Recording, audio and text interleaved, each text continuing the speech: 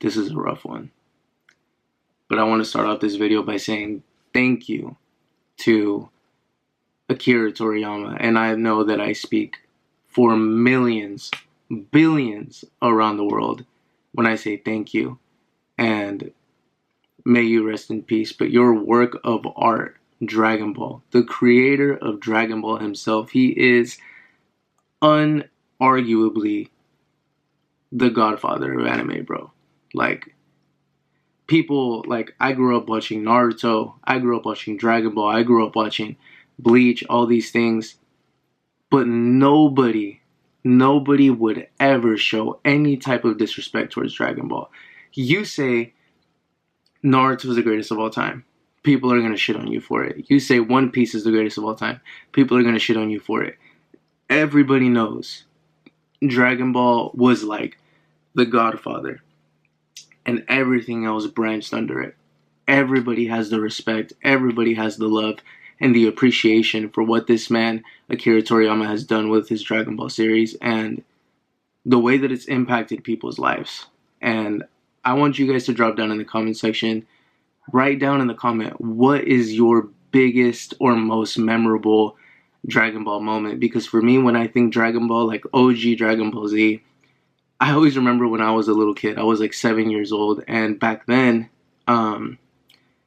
Cartoon Network at the end of the night would turn into Toonami. So some of y'all might know what I'm talking about, some of you might not, but towards the end of the night, Cartoon Network would switch over to Toonami, and that's when all the anime would pop up. Dragon Ball Z, Naruto, all those things. And I vividly remember every single Saturday night that Dragon Ball would pop up and a new episode would come out. And I specifically remember the Cell games and Gohan. Like, let me go ahead and show y'all, man. Like, I even got my boy Gohan right here, bro. Little Gohan, because Gohan became my favorite character of all time, bro. And it's just crazy because I remember sitting with my cousins and we would all get together every single Saturday night, go to Quick Stop and get a bunch of snacks, and we would just watch the brand new episode together.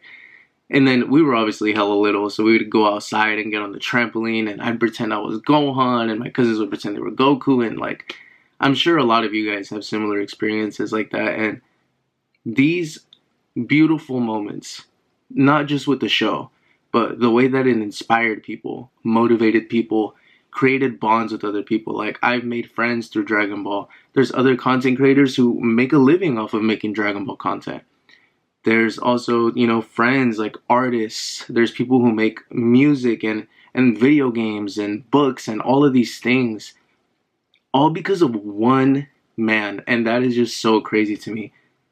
And I'm just so insanely grateful and thankful. And I send all the prayers and condolences to his family. And I know that I'm just a little small-time creator, but, you know, this single man has impacted so many lives in so many incredible ways. And even people who don't care about anime or anything like that, everybody has the respect towards Dragon Ball. And it's just so crazy how one man made such a massive impact on so many people individually, moments that have been shared, memories that have been shared, memories from playing the video games or maybe watching the movies or watching the show, or so many memories and so many great experiences that were all created from this one individual.